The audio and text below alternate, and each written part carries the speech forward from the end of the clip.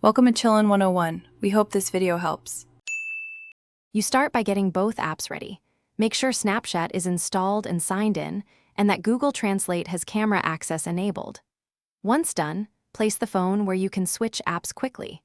You do this because Snapchat will capture the visual content while Google Translate interprets language in real time.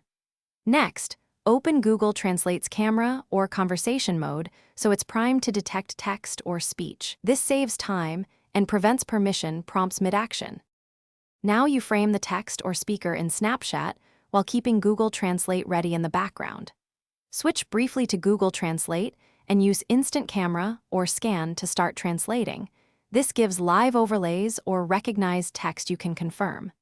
Make sure the source and target languages are correct, and then return to Snapchat. You do this because a quick translate check avoids reposting incorrect translations. Keep movement steady so the camera can maintain focus and accuracy. Finish by capturing your Snapchat snap or using screen recording while the translation displays, then paste or type the translated text into a caption or sticker. You should edit for tone and brevity so the message reads naturally to your audience. If you hit problems, troubleshooting is simple.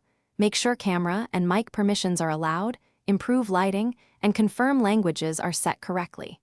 If accuracy remains poor, try a clearer photo or use typed input in Google Translate for better.